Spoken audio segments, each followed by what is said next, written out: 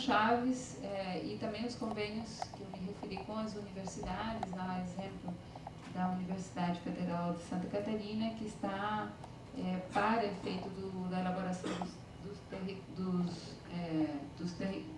relatórios, desculpa, estou cansada, dos relatórios de identificação territorial, contar com a participação de estudiosos, leia-se de antropólogos, para subsidiar esse trabalho. Foram iniciativas que já foram se dando, mas que, como eu disse, nós vamos procurar homogeneizar e procurar um padrão único a partir desses convênios que estão sendo celebrados, que estão sendo tratados para a celebração a nível nacional. Vou terminar dizendo algo que, inclusive, nos impressionou bastante, que foi a falta de cobertura que a imprensa deu à titulação, depois de 4 anos, né, de uma ausência de atuação do governo federal na regularização fundiária. Eu tomaria a liberdade de fazer uma indagação, porque eu ouvi uma colocação que pode ser algo utilizado como defesa, né, do pretenso proprietário da terra, inclusive aquela, qual o nome mesmo, lá de Valença, que se diz dono daquela área, uma companhia agropastoril, que se diz proprietário no cartório imobiliário de boa parte da área em que está centralizado o quilombo, que a gente está buscando a afirmação, a declaração da propriedade. Que é essa ideia da comunidade não conseguir, evidentemente, se manter como vivia há mais de 100 anos atrás. Evidentemente, um vai para a cidade, o outro trabalha em tal lugar, o outro... Quer dizer, pelo que eu entendi da professora, isso não descaracteriza como remanescente de quilombo, porque a gente pode ter certeza que uma das teses levantadas contra nós será a da descaracterização da área como quilombo, que é pressuposto da afirmação da propriedade. Então a gente tem que estar muito atento ao aprendizado com a antropologia e com essa linha, né, que a senhora está desenvolvendo. Queria que você afirmasse isso com mais clareza. Sim. Vários pesquisadores têm se congregado através da Associação Brasileira de Antropologia, né, nessa discussão. Então, até foi publicado um livro sobre quilombos, que já está esgotado, não sei se o MTA vai fazer a segunda edição dele. Enfim, e ele repercute nesse sentido, de trazer um tipo de balizamento para essas questões. Então, a ABA tem se posicionado junto com o convênio que ela tem com o Ministério Público Federal acerca dessas questões, né, e passa por uma, digamos assim, uma responsabilidade social em relação aos grupos que eles pesquisam. Né. Então, no Rio de Janeiro, por exemplo, a Neuza Guzmão fez um trabalho a partir dessa interseção com a Associação Brasileira de Antropologia, e também outros pesquisadores, não necessariamente antropólogos, também adotam a mesma posição. O caso da professora Hebe Matos, que estudou lá, e eu também pude conhecer o quilombo São José. Né? Enfim, tem essa possibilidade, e eu acho que essa ideia de que você precisa ter a diferença cultural é uma visão de que você tem que ter um observador de fora que diga aquilo, se eles são ou não são. Quando, na verdade, hoje, né, talvez isso tenha sido a confusão daquele debate sobre a intervenção do antropólogo. Porque uma coisa que a gente tem colocado sobre essa prática do antropólogo é que os estudos antropológicos não são necessariamente atestados. Eles não estão ali para dizer o que é o que não é. Então vocês podem perguntar, bom, e para quem então esses estudos? Por que a ABA defendeu a existência desses estudos no bojo do decreto? Né? Não, eu diria assim, né, que essa até foi um documento que a ABA, eu na época estava coordenando esse grupo, a ABA, foi um documento que a ABA enviou à Casa Civil da Presidência da República, tentando justificar a inclusão no decreto dos estudos antropológicos, que é a ideia de que eles podem trazer subsídios para uma decisão governamental de titular aqueles grupos e forneça também esses estudos uma base a respeito das condições e possíveis consequências de uma intervenção do Estado. Porque a verdade é que se houver uma intervenção, não está pegando? Se houver uma intervenção sem que sejam respeitados os padrões culturais, as formas organizacionais dos grupos, se houver uma intervenção no modelo da reforma agrária, não só de titulação ser coletiva ou não é só nesse aspecto, mas numa série de outros, de consideração de outros aspectos organizacionais desses grupos, nós corremos o risco de que essas ações, que na verdade viriam para dar um direito territorial, né, elas correm o risco de possibilitar o quê? Apenas a reprodução de relações e categorias sociais. Aqui tem o quilombola, aqui tem a comunidade negra rural, né? Sem garantir as condições de perpetuação das tradições culturais. Como aqui esse seminário está discutindo através do João, né? Quer dizer, a perpetuação de tradições culturais e dos modos de vida dos grupos étnicos e sociais que reivindicam o quê? O direito à diferença cultural, a reprodução de suas práticas econômicas e sociais, bem como o respeito pelos seus saberes tradicionais, como estabelecido pelos artigos 215 e 216 da Constituição Federal, único modo de se garantir o destino das chamadas culturas minoritárias. Presente em quase todas as mesas, o grande e querido companheiro Toninho Canecão.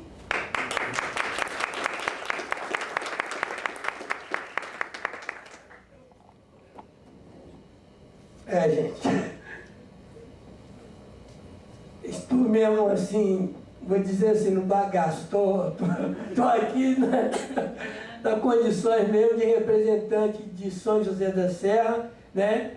E em nome de todos os quilombos, né, que está na mesma luta, né? Estou vendo a companheira lá, então a luta nossa é a mesma, né? Então, eu só quero dizer agora no momento que eu quero agradecer a todos vocês, mas eu não vou deixar de dizer que a chapa está quente, né? A chapa está quente nas comunidades de quilombo. Então, a hora é essa, né? Porque o que a gente vive hoje na comunidade, parece que cada dia surge assim um motivo assim diferente e de vontade assim de dizer assim, é agora, é já. Porque está fazendo uns 6 anos atrás, eu cheguei na comunidade em 96, então nós conseguimos, a escola na comunidade era até a 4ª série. Aí eu cheguei lá, fiz uma reunião com a nossa juventude e falei para eles, né? Olha que vocês têm que fazer o 1º grau, o 2º grau, porque a terra aí está para sair mesmo para a gente, e vocês vão fazer um curso técnico, né? E vão lutar aqui na comunidade, vão crescer aqui dentro da comunidade. Só que, ano passado, os primeiros jovens da comunidade terminou o 2º grau, né? E a experiência para mim foi um pouco triste, porque ano passado também chegou a luz elétrica na comunidade. Então chegou a televisão na comunidade e o jovem terminou o 2º grau. Sem assim opção nenhuma de vida, acabou, né? Então a gente falar em fazer o 3º grau, fazer como? Estudar ou fazer o curso técnico, para quê? Tá? Teve uma das jovens da nossa comunidade que arrumou um serviço de doméstica aqui em Niterói e veio aqui com aquele propósito de ser advogada. Eu falei, graças a Deus, vamos ter uma advogada aqui na comunidade. Só que menos de um ano ela voltou para a comunidade grávida. Veja isso. Então, será possível que nós vamos preparar o nosso jovem para vir para a cidade grande, para ser ludibriado? Não. A luta nossa é pela terra e para a gente viver com dignidade lá dentro. Os nossos jovens são preparados para trabalhar na terra, tá? Com dignidade, e eu tenho certeza, tá? nós não vamos decepcionar o Brasil, não. Agora o Brasil está decepcionando a gente, porque a gente está batendo, e a gente não está vendo isso sair do lugar. Então, a gente na comunidade, desculpa aí as autoridades, mas a gente fala assim, é uma mula empacada, né? Então eu vejo isso, uma mula empacada, né? Desculpa vocês aí presentes, mas eu sou de desabafar, eu não sou de levar para casa. O que eu tenho de falar, eu tenho que falar. Então, eu sei que isso aí foi muito bom, a reunião de hoje, mas, gente, não vamos deixar parar por aqui. Eu quero, no ano que vem, se Deus quiser, no próximo encontro de jongueiro, que eu quero aproveitar e convidar todos vocês de novo para o encontro de jongueiro do ano que vem. Não sei aonde vai ser, tá? Mas eu quero estar falando em outra forma. Não discutindo a titulação da comunidade de São José da Serra. Esperamos estar dizendo assim, nós conseguimos titular várias comunidades, né? Não só a nossa de São José da Serra, várias comunidades do Rio de Janeiro, e a gente contando 1, 2, 3, 4, 5, 6, não sei quanto, mas vou dizer assim, está faltando menos para ser titulado e que foram titulados. Então eu quero agradecer a todos vocês presentes, né? Pela hora, pelo tempo que eu ocupei de mesa, acho que eu posso até sair daqui dando autógrafo, né? Eu quero vender o CD, mas não vou cobrar pelo autógrafo não, tá, minha gente? Então vocês podem comprar o CD, que vai ajudar muita comunidade. O autógrafo do Toninho do Canecão vai ser de graça, tá? Muito obrigado, eu agradeço a todos vocês que estão presentes, tá? Falou. Associação Brasil Mestiço, que é a organizadora do nono encontro de jongueiros, e também a realizadora do CD Livro do Jongo do Quilombo São José. Nós sabemos que em janeiro sai o resultado do IPHAN sobre o registro do jongo como patrimônio histórico. Então, em janeiro, nós já vamos estar reconhecidos como patrimônio. Eu acho que isso é um dado fundamental para a priorização do Quilombo São José. Das 10 comunidades de jongo, o Quilombo São José é a única que é quilombo. E para todos nós, para 10 comunidades, era uma comunidade de referência, porque é a única comunidade que se mantém 100% rural. Então as raízes, a tradição do jongo para lá, para todas as comunidades de jongo, ela é uma referência. Então para nós, para as 10 comunidades de jongo, que reúnem quase 8.000 afrodescendentes, é uma solicitação dessas 10 comunidades. Então são 8.000 pessoas pedindo há 4 anos a desapropriação dessas terras. Nós fizemos um abaixo-assinado no encontro de 2002, onde todas as lideranças dessas comunidades assinaram, representando uma população, como eu disse, de 8.000 pessoas, e essa solicitação não foi realizada até hoje. Nós estivemos em Brasília, entregamos pessoalmente para o presidente Lula um pedido para o ministro, e eu queria abrir a sessão de perguntas, embora a gente tenha pouco tempo. Nós temos aqui um laudo, o laudo da doutora Hebe Matos, a professora. Ela levantou essa árvore genealógica, provando que os 200 moradores de São José moram lá há 150 anos, e que o ancestral número 1, que chegou lá em 1850, ele veio de Angola, diretamente no navio negreiro, para aquela mesma fazenda. E depois disso, nenhum dos descendentes nunca mais saiu de lá. Estão lá até hoje, desde a chegada desse ancestral africano. Com o tombamento do jongo agora em janeiro, com essas informações, com essa solicitação dessas 8.000 pessoas que pedem para o governo federal essa desapropriação, eu queria saber do Dr. Claudir se ainda há possibilidade, porque a gente sabe que a Associação de Quilombos do Estado do Rio de Janeiro indicou 4 comunidades para serem colocadas na lista como prioridade para a desapropriação aqui no Estado do Rio, e o Quilombo de São José não foi incluído nessa lista de 4. A gente queria saber, eu falo aqui em nome das lideranças, acredito que eu possa falar, né, Fatinha? Se existe ainda a possibilidade para 2005 do Quilombo São José, devido ao tombamento do jongo como patrimônio e o pedido dessas 10 comunidades, que reuniam 8.000 pessoas, se ainda é possível a inclusão do nome de São José nessa lista, e se existe alguma perspectiva para que o ano que vem aconteça essa desapropriação. Muito obrigado. Existe sim. Nós vamos colocar, tá? Agora nós vamos analisar todas essas questões lá com o corpo técnico e com a nossa procuradoria. São 22 quilombos no estado de Janeiro, segundo informações dos companheiros, e nós temos a intenção de evitar todos os esforços para regularizar. Entendeu? E nós vamos manter contatos estreitos com os companheiros, né, aqui do ITERJ e com a procuradoria. Defensoria, meu amigo aqui, o doutor Marcos, entendeu? E além de mais também, todas as nossas dúvidas, nós temos todo o apoio do Brasil nisso aí. Com certeza, do Integral, do MDA, é prioridade, tanto quanto assentar famílias acampadas no estado, nós temos mais de 4.000 acampados. Do Quilombo São José, acompanhado da liderança jovem do Luciano, que hoje faz parte da composição da diretoria da Associação de Moradores do Quilombo São José. Luciano. Ele acabou de ser eleito agora, semana passada, na nova eleição que foi feita na Associação de Moradores do Quilombo. Ele foi eleito secretário, né?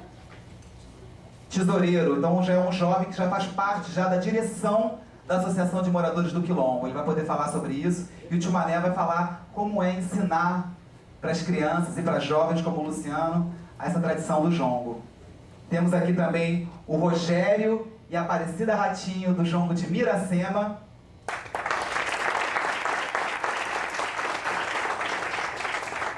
A Aparecida Ratinho é uma grande jongueira, de uma linhagem de jongueiras lá de Miracema. E o Rogério está desenvolvendo agora um projeto com crianças. É um projeto desenvolvido a partir do jongo, da folia de reis, quer dizer, as tradições da cultura popular lá de Miracema. Ele já me mostrou as fotografias. É um projeto fantástico. Inclusive o Sesc Rio de Janeiro é parceiro dele. E nós vamos estar trabalhando juntos, eu e ele agora esse ano, se Deus quiser, para fortalecer essa iniciativa do Rogério de trabalhar com as crianças num CIEP lá em Miracema. Temos também aqui o mestre Gil de Piquete, esse professor maravilhoso,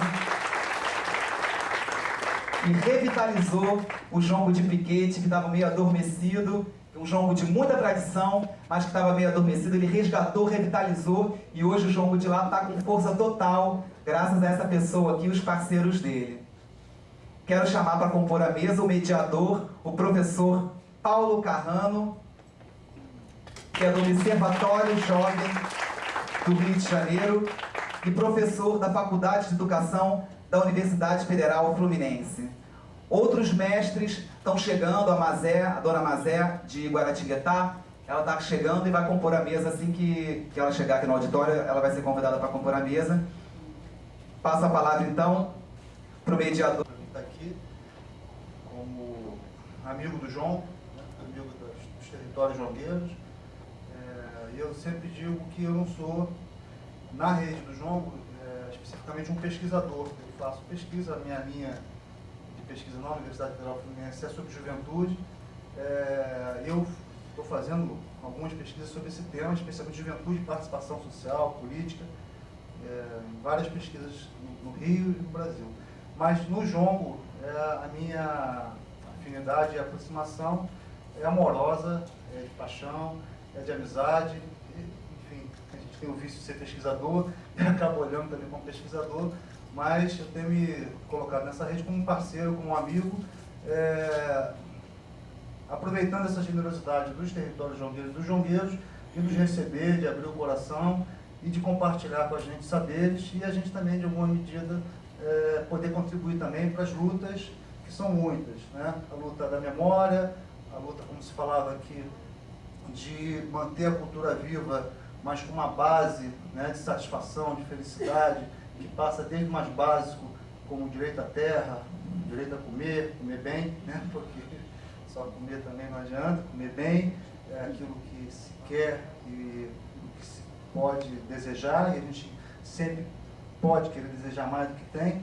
E a materialidade do jongo passa por aí, ou seja, para que essa coisa bonita que acontece na roda, na dança, no terreiro, e que pode ir até o palco, aconteça, é preciso que as pessoas sejam felizes nas suas terras, nos seus lugares de vida, né? E onde se tem toda a ancestralidade presente ainda. Então, essa mesa aqui é uma mesa importante, porque o jongo vem se renovando, e essa renovação se dá pela presença ativa, né, dos dos mais velhos e por essa presença cada vez mais forte, viva, de diálogo dos mais jovens com os mais velhos. Então, eu vou fazer aqui um papel só de controlar o tempo, porque já me avisou que a gente tem um horário apertado, então era um pouco essa ideia de que cada um pudesse fazer uma fala inicial. Eu queria provocar, né, um pouco sobre essa pergunta, até para delimitar um pouco mais nossa conversa aqui. O que é essa relação dos jovens com os velhos no jongo, considerando que até um tempo atrás a presença do jovem, mesmo da criança, era alguma coisa, se não interditada, mas dificultada, né? E hoje é uma coisa desejada para muitos, mas nem sempre é uma coisa que se dá com tranquilidade, e o jovem às vezes fica inibido de botar o ponto, os velhos, mais velhos às vezes têm dificuldade de reconhecer a autonomia do jovem na roda. Como é que está acontecendo isso lá nas terras de vocês, nos jongos que vocês fazem por lá? Para isso eu queria convidar, né, Bom, primeiro eu quero cumprimentar aqui os nossos companheiros da mesa e também o nosso diretor, né? E a plateia toda, boa tarde. Aí se diz o seguinte, sobre o jongo, como fala, eu sou do Caxambu, o meu é Caxambu, eles são jongos, mas Caxambu é o mesmo que ser jongo, porque os pontos tirados do Caxambu são derivados do Caxambu mesmo. O ponto do jongo é do Caxambu. Então eu digo assim, eu comecei de tataravô, do meu tataravô Bibiano, ele veio para muitos anos, ele chefiou o Caxambu lá. Depois veio o meu avô, veio o bisavô, depois veio o meu tio, avô, e meu tio, que era Dionísio Passarinho. Ele era um mestre jongueiro, mas já foi de Maria Batuquinha, já teve Isabel Pepé, já teve Isabel dos Cachorros, teve Maria Cobrinha, todos esses foram grandes jongueiros lá, que já morreram. Tinha essa dona Liberalina, também era jongueira, muito antiga. E eu hoje, elas morreram, aí eu falei, não vou deixar o Caxambu acabar. Aí falei com o seu Chico Violeiro, e ele passou para mim os tambor, e eu comecei, porque a morte do meu tio foi muito repentina, não deu tempo dele entregar para mim o Caxambu, mas ele havia dito que se ele morresse, eu tomasse conta do Caxambu para ele. Eu achei muito interessante, porque eu não tinha muita instrução como garantir, mas eu fiquei muito satisfeita, porque eu gostava. Eu, menina, gostava do Caxambu. Então eu abracei com os braços aquela coisa que ele me deu. Eu estou muito satisfeita. Tenho 48 anos, vai fazer 49 anos de Caxambu, lá em Miracema. Passou para o seu João Cândido também, que ele morreu também. Aí ficou aquele negócio que um ficava e o outro morria. E naquela morte dos caxambuzeiros, que se falavam antigamente, que hoje são jongueiros, mas antigamente eram tratados de caxambuzeiro, aí passou para ele, passou para o seu Chico Violeiro. E eu fiquei Aparecida Ratinho, eu apanhei aquele ponto e venho tirando os pontos deles, e pontos que às vezes vem na cabeça, que não é tudo também que a gente vai tirar o ponto, porque que os outros cantaram. Tem muitos pontos que é na cabeça da gente, que a gente tira.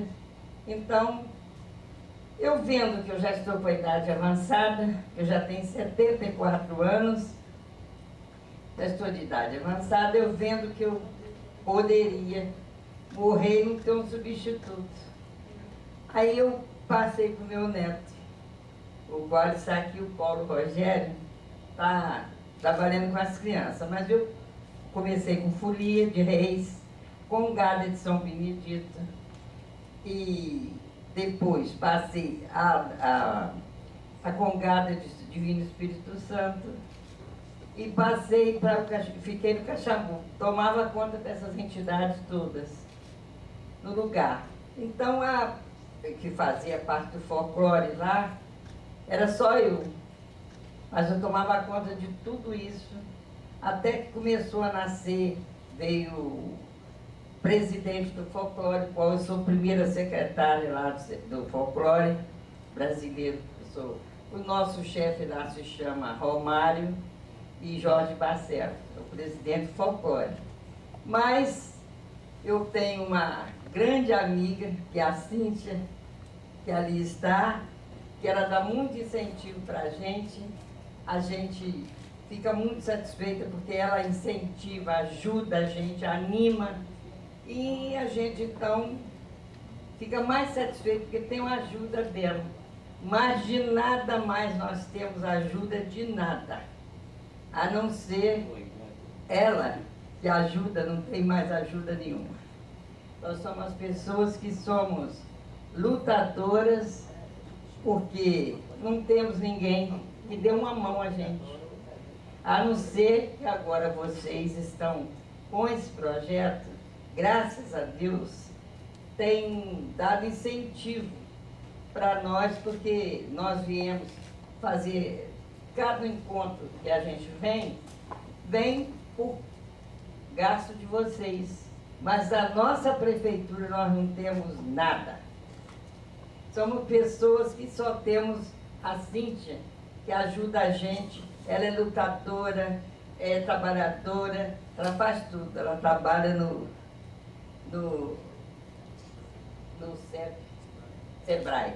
Sebrae. E ela ajuda a gente.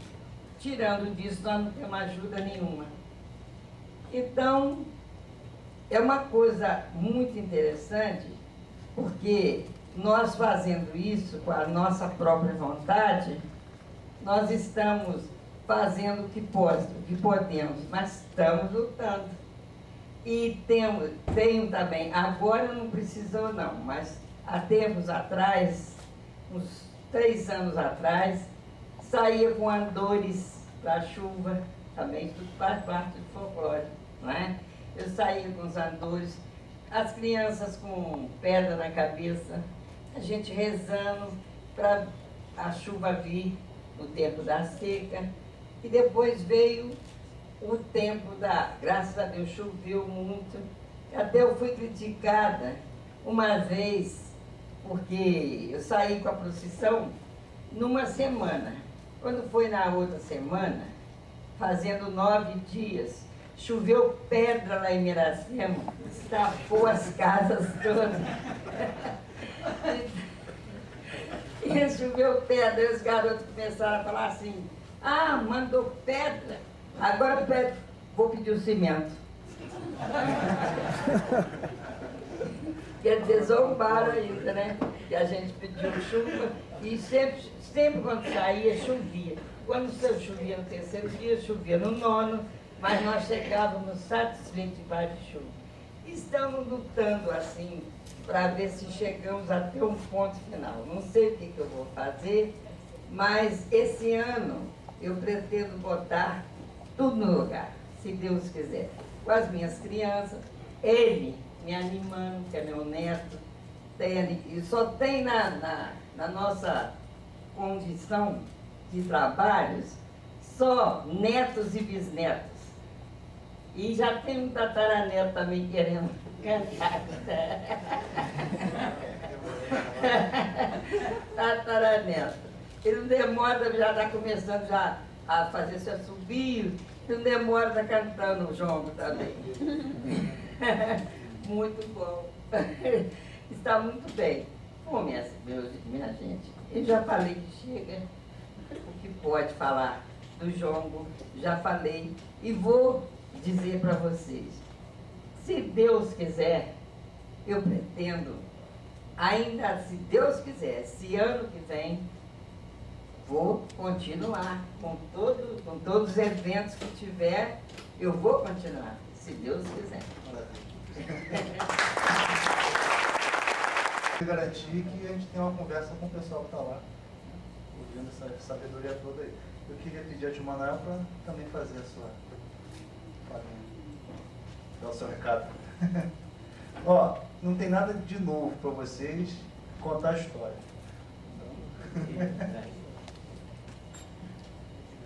Senhoras e senhores, boa tarde. Boa tarde. E está dando boa tarde aqui a Manuel Piada. Estou com 85 anos. Peguei dançar tambor por 15 anos. E gosto muito do tambor. A gente não sabia, dançava por um divertimento, sabe? Ia fazia baile, dançava, mas não sabia o valor do tambor tinha. Né? Agora, de certos anos para cá, a gente ganhou uma luz, né? E essa luz nós não podemos deixar ela cair. Né? Sempre iluminado mais. Né? E entrou tênis, meus netos, sobrinhos, filhos, que eu ainda tenho um filho de 13 anos. Né? Ele dança tambor aí e gosta do tambor. Então a gente não pode deixar o tambor cair. Né? Eu já não deixava onde a gente não sabia o valor. Né? Agora, principalmente, a gente sabendo o valor do tambor, nunca vamos deixar cair. E levando as criancinhas pelo ensaio, vão lá sempre aí, né? Tem ainda 4 mais crianças, né? Que dançam o tambor, né? E eles sabem também cantar junto, as criancinhas, né? E então, a gente tem esse prazer, né? E eu agradeço muito esse meu amigo, né? Que deu uma força para nós e o Toninho do Canecão. Aí a gente ficou mais reforçado, e cada vez mais. E eu vou falar pouco, né? Quero fazer um discurso, doutor Neigro. Anotado de sono.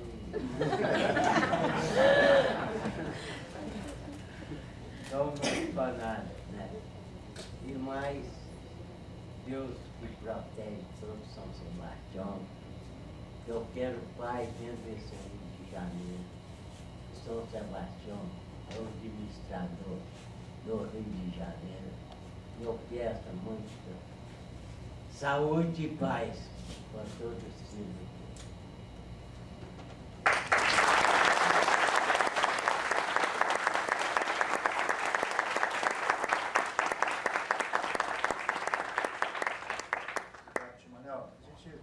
Agora fica bastante à vontade, já falou a Aparecida Ratinho, já falou o tio Manel, para quem quiser, né, que já pediu licença, né, aos mestres jongueiros mais antigos daqui que estão na mesa, e eu quero deixar a palavra agora para quem, ou os jovens ou os médios, né, Cabiune e Gil, quem quiser agora, né, fica à vontade. Você quer, Rogério? O Rogério já passou a bola.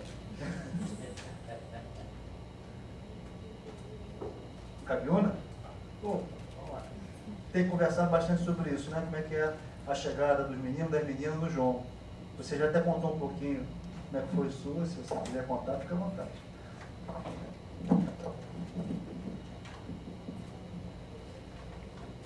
Em primeiro lugar, boa tarde. Boa tarde a todos os componentes da mesa. Boa tarde à plateia. O jongo, para mim, é uma história.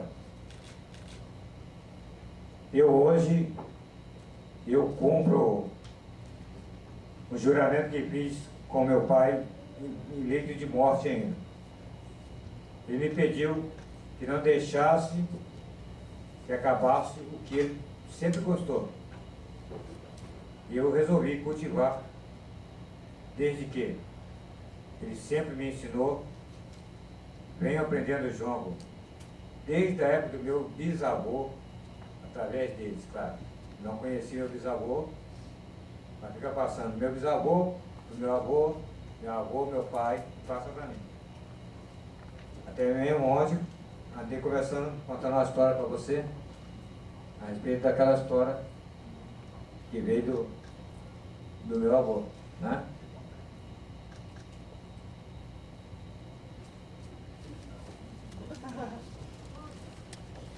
Tá bom, ele estava me contar sobre uma história. Eu estou dizendo a ele, eu disse a ele que eu vi nesta mesa aqui mesmo as pessoas disserem que o jongo e a Umbanda não tem nada a ver. Tem. O jongo e a Umbanda têm a mesma origem e tem a ver sim.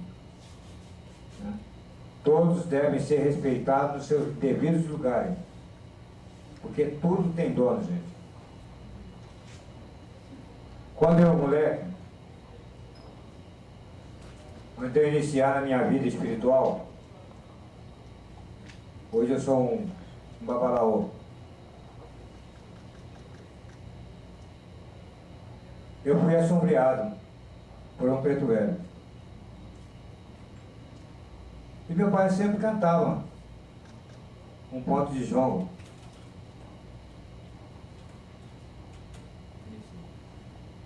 O jongo dizia: "Ei, Banabé, ei, Banabé, meu irmão, Bernabé, aperta pé no caminho, ei, lagarto, tem duas línguas." Mas eu nunca ouvia falar aquilo.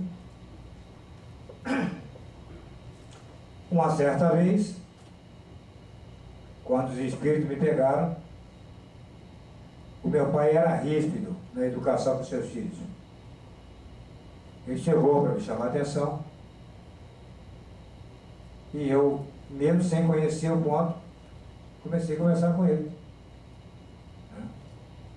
Aí passei o ponto a ele. Rapidamente saiu, às pressas, para buscar o pai de santo, do qual é o meu mentor hoje. Ele foi me preparar para que eu pudesse cabeçar uma mesa hoje. É onde eu digo que tem a ver a Umbanda e o jongo, porque as entidades falam através do jongo. Eu mesmo, com esses olhos que a terra há de comer um dia,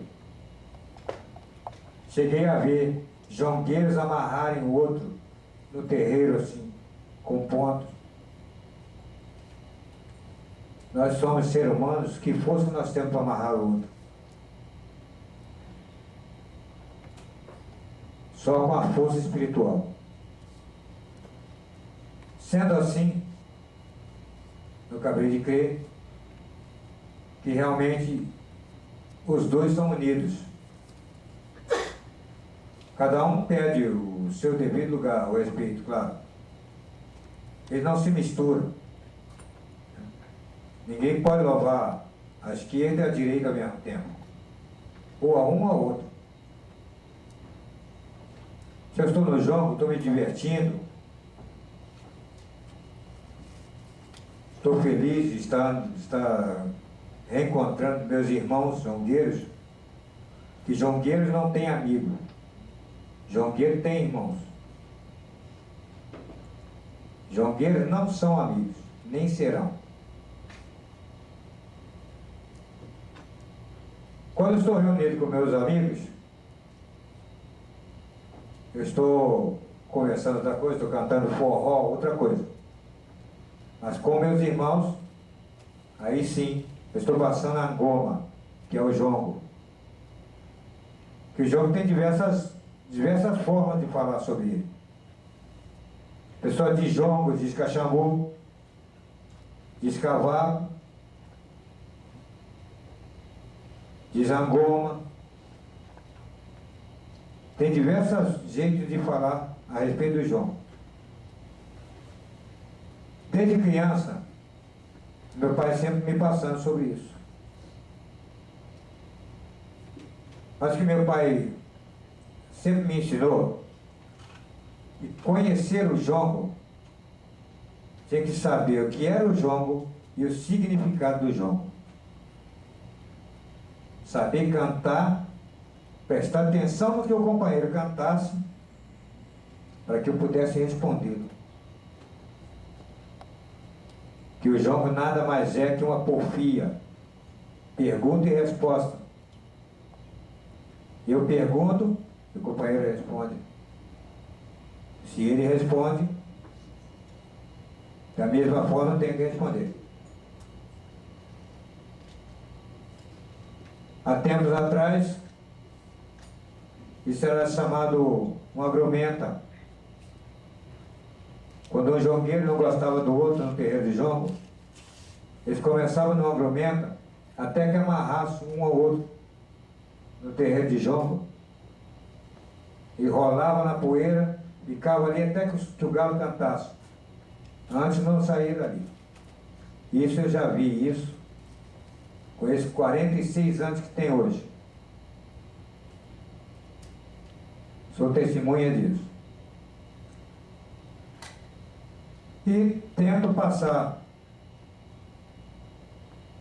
pois que me cercam, com um pouco de segurança, para que amanhã eles não venham dizer que eu passei uma coisa assim, negativa a eles.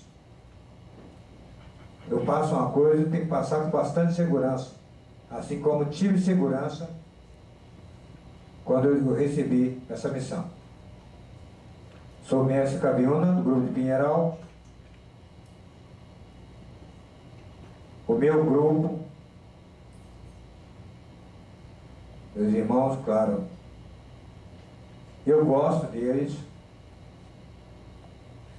Estou acostumado a passar o jogo a eles da forma em que aprendi, sem mudar. E creio que eles se alegram em receber assim. Gente, eu já falei um pouquinho demais. Muito obrigado pela atenção. Na Serra da Mantiqueira. A gente costuma dizer que muitos dos negros que, sem ser os remanescentes lá, são mineiros cansados. Eles vinham com a tropa em uma Aparecida do Norte, na hora de voltar, olhar para aquele lugar onde até Deus descansou no 7º dia, Piquete é esse lugar, certamente, e queria ficar por lá. E, como não foi diferente comigo, a minha linha de jongueiros, minha família, não dançava jongo, dançava tambu, que é outra variação também do jongo, porque cortava o pau de guatambu e fazia o tambor com pau de guatambu. E em alguns lugares de Minas Gerais vamos dançar tambu. Daí, e que é o jongo, que é o jongo. Todo mundo que dança tambu é jongueiro. Não é tambuzeiro nem outra coisa. Quem dança tambu é jongueiro. Então, quando eu nasci, fui para São Paulo, quando eu volto a Piquete, em 1979, para cuidar do meu avô, minha família tinha uma tradição de jongo, mas todos falecidos. Eu encontro em Piquete uma outra linhagem de jongueiros, que seu Jacó, Dona Conceiçãozinha, que tinha deixado todo um resíduo, né? Eles estavam lá igual aquele ácido que se joga fora, né? AR, ácido residual, estava lá o resto de algumas coisas.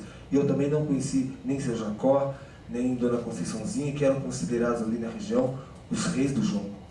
E em qualquer comunidade que esses dois chegassem, eles seriam reconhecidos como reis do jongo, e só quem teve essa felicidade de conhecê-los, é que pode falar, eles eram realmente reis do jongo. Eles chegavam em todas as rodas, e eles eram reverenciados assim pelas outras comunidades que tinham no local ali. Eles participavam de todas. Em 79, tinha só uma pessoa chamada Dona Terezinha Generosa, que era a única pessoa que acompanhava a Dona Conceiçãozinha e o seu Jacó e aquele pessoal todo. E eu senti aquela emoção, né, de ver o tambor, e eu tinha toda uma ligação com o tambor, e passei a praticar o jongo. E o que aconteceu depois? Foi que logo que eu entrei, a Dona Terezinha faleceu também. Agora acabou. Agora acabou de vez. 10 anos atrás, me liga uma pessoa falando, aí tem jongo e piquete? Eu falei, tem, a gente começou, mas tá difícil. Não, mas eu vou aí, que eu vou filmar, moço, eu acho que não vai dar certo isso. Não, eu vou aí. E sabe o que eu fiz? Porque eu só tinha um contato com aquelas pessoas que dançavam, mas eles não eram jongueiros mesmo, eles dançavam com a Dona Terezinha Generosa. O que eu tive que fazer? Marcado para as 8 horas a gravação. A gravação só começou às 4 horas da tarde. Eu buscava o Sebastião e ia buscar o José. Quando chegava aqui, o Sebastião tinha ido embora. Eu ia buscar o Antônio e voltava. E essa pessoa me aturou até as 4 horas da tarde. Foi o Paulo Dias e Marcelo Manzatti. E nós conseguimos fazer uma roda às 4 da tarde, porque eu fiz um feijão com dobradinha para segurar o povo. Gente, vai ter um feijão com dobradinha, o pessoal. Então, bom, já que é assim, nós vamos ficar. Mas aí, com muita dificuldade, eu queria juntar e não dava. Eu falei assim, não é esse o caminho. E num momento de muita luz, eu fui lá na família, nos netos do seu Jacó, nos netos da Dona Conceiçãozinha, que estavam lá. Eu falei assim, vocês são jongueiros, vocês são da família de jongueiros, vamos comigo. E bem assim, né, porque quando eu cheguei a São Paulo, eu ainda tinha um pouco de sotaque bem paulistano. Pelo amor de Deus, vamos junto comigo, né, meu? Bom, depois eu aprendi que tinha que falar porta, portão, verdura, carne. Então, a gente aprendeu todas essas coisas e fui agregando esse pessoal comigo. Aí, no primeiro encontro do Revelando São Paulo, eu fui dançar jongo sozinho. Fiz uma roda de um. Eu e o menino. O Ikeda foi testemunha disso. Nós fizemos o Ikeda não está aqui, né? Ele é testemunha disso, que nós conseguimos fazer uma roda de jongo de um. Eu e ele contratamos uma pessoa que não sabia tocar e toca aí, não, bate assim desse jeito, sem brincadeira. E as pessoas começaram a nos assistir. Aí eu voltei porque expliquei para as pessoas. Você vê que legal que foi. Aí no outro encontro eu levei 3 comigo. Esses 3 jovens foram os maiores divulgadores do nosso jongo.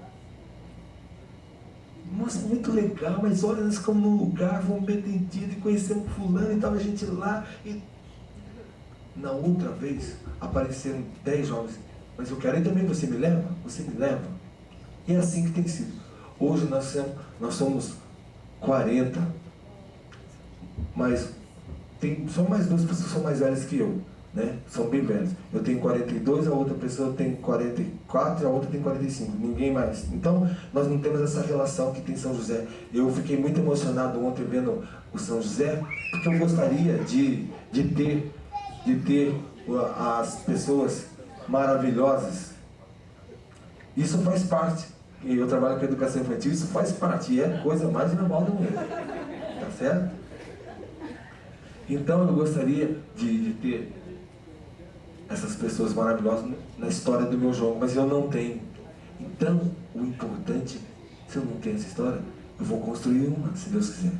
E além do mais, e já disse, muito nervoso, tudo que a Rocinha tiver de bom é meu e não adianta eles achar que é ruim. Vou pegar tudo que é deles e vou levar para mim. Eu posso ser, eu disse isso na entrevista dele, não sou sempre livre, mas você, o jogo absorvente. Eu vou pegar tudo para mim como se fosse meu. Tá bom?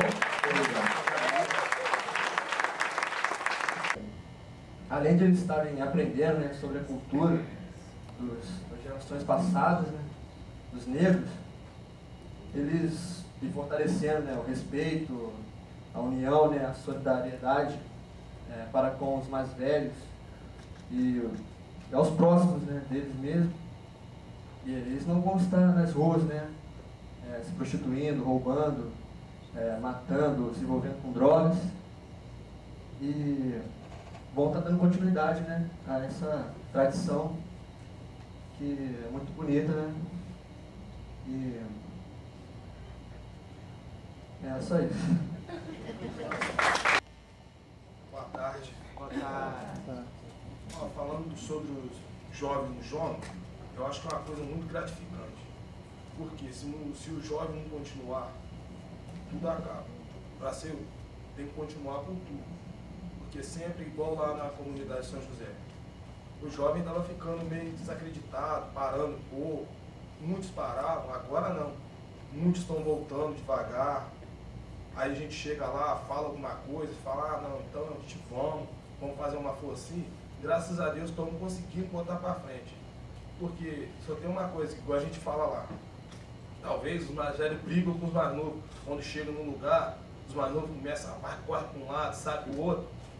Tem que entender um pouco, porque são jovens, sente a necessidade de poder participar um pouco do cotidiano que está acontecendo no cotidiano das pessoas, sair, não consegue ficar trancado dentro de um hotel direto o tempo todo.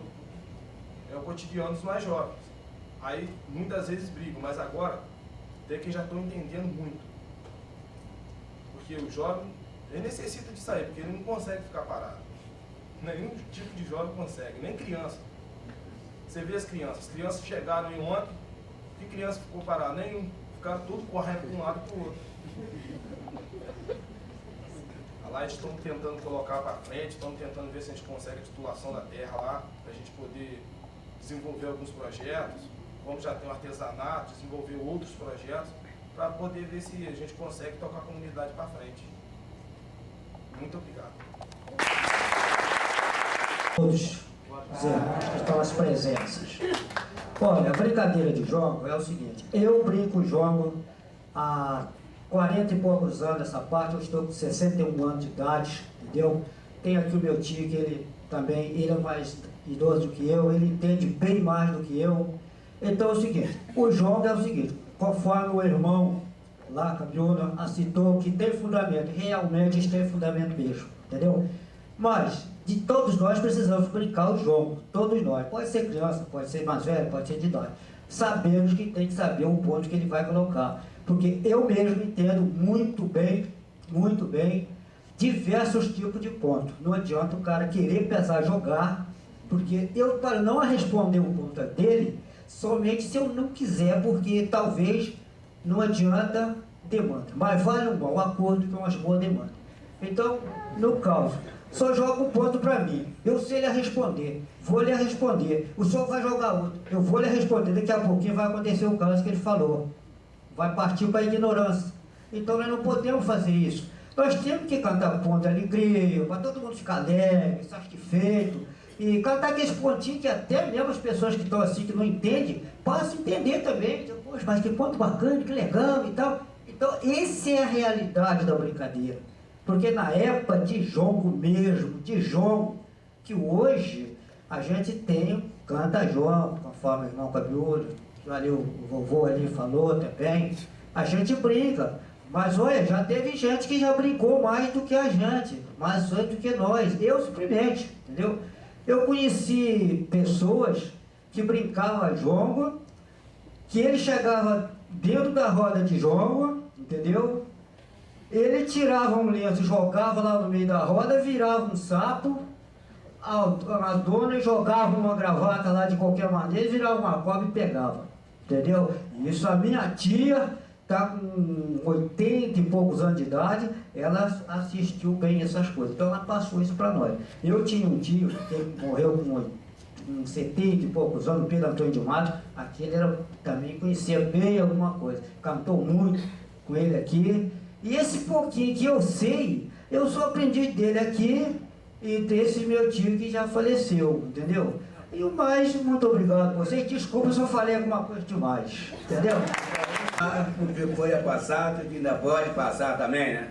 Tá, os senhores e senhora, meu desculpa, meu boa tarde. Eu queria agradecer a todos vocês, porque hoje estou aqui. Eu não vinha não, mas vim, porque tem um cara aí, que é um cara de Marisco, que não me deixa nem eu falar, cara. E esse cara é o cara. Mas aí, então eu vim aqui também que me participa da do prazer da vida, porque eu tenho descendência, eu tenho um bem de raiz. E esse bem de raiz me pega muito quando eu vejo ele me chamar e eu não poder fazer aquilo que é a vontade que ele falou. Por quê? Meu pai era um homem numa maneira que ele deixava até a família dentro de casa para bater um jongo. Nas casas onde São Pedro, Santo Antônio, essa de festa assim, você vestia uma calça branca, uma camisa branca, ia lá pro mato, fazia fogueira e ficava lá no terreiro da Cadorma dançando. Tá entendendo? Dizem que aí ele gostava. Por isso aí que ele deixou essa força pra gente, que é pra gente também continuar na mesma coisa, né? Apesar que ele já morreu, a minha mãe já morreu. Eu fiquei novo, naquele tempo eu tinha 12 anos, que naquela parte de que eu tinha 12 anos, nós não botava a mãe em tambor. E nem parava a ponta, porque os antigos não deixavam. Era muito respeitado, tinha muita moral o jongo. E é por isso que eu digo que o jongo tem moral, o jongo tem respeito e o jongo é dançado. E para quem sabe dançar o jongo, fica para muitos anos. Fica para muitos anos. Agora vamos se ver se alguns da família da gente continua e tem assim esse capricho de continuar da agora para frente, porque às vezes a gente quer, mas o pessoal, a rapaziada de hoje em dia, bom, o meu filho, que eu vou dizer, ele não quer jongo, ele quer funk. O funk dele, então não é com ele. Então como é que eu vou treinar uma pessoa assim que é muito fora do direito, né? Então o que é que eu posso fazer? É deixar ele na moda dele, né? Eu ficar na minha, como diz o cara, vou ficar na minha e para ver se ele pode aprender mais gente com outras pessoas, que às vezes ele pode até acreditar nisso. É isso que eu quero fazer. De mais a mais, se eu falei alguma coisa errada, vocês me desculpem, viu? E para mim tá tudo bom e boa fé para vocês. Os dois últimos que falaram são Oi. dos Reis. Oi. Oi. O jongueiro só dança jongo porque, por exemplo, está conversando com Fatinha ontem, ela falou, vamos lá, o calango é importante, em São José também, né? Tem jongo, tem calango. E será que o funk não convive com o jongo? Ou tem outras coisas que pode dançar também? Tem. Até porque na comunidade onde eu estou desenvolvendo o trabalho, eu sou presidente de um bloco carnavalesco, o qual as crianças fazem parte do jongo e do carnaval. Eles também estão ligados ao samba. Mas eu vou falar um pouquinho da minha história aqui. Primeiro eu gostaria de dar uma boa tarde a todos. Boa tarde à mesa. Agradecer meu ídolo ali, Marcos André, por ter me convidado a participar dessa mesa. Não desmerecendo jongueiro nenhum, mas ele está fazendo um trabalho belíssimo, então eu gostaria de parabenizá-lo. E vou falar um pouquinho da minha história. Eu sou Rogério, sou jongueiro há 26 anos, comecei a acompanhar minha avó com 10 anos. Creio que já estou na quinta geração, né, do jongo e pretendo formar a sexta em Miracema, o qual eu lancei um projeto chamado Associação Senzala Jongueiros Mirim, trabalhando com criança, né, o qual tem outros grupos folclóricos dentro desse projeto, não só o jongo, como a folia de reis, boi pitadinho, tem maculelê, capoeira, com apoio de outros amigos que trabalham comigo na diretoria do projeto. Eu estou hoje com 52 crianças e trabalhando em comunidade diferente, que eu trabalho como amigo da escola voluntária em 3 ou 4 colégios de Miracema. E me desculpem, a minha avó falou que eu já tenho neto, é verdade. Vou fazer você rir um pouquinho, me desculpe, mas eu estou sendo sincero. Desses 52 jongueiros que estão comigo, 15 são meus filhos. Certo? E outra coisa,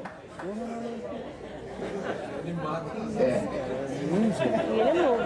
Começou a fazer filho, nunca mais parou aí. Pô, vou esperar vocês pararem de rir pra eu continuar a falar.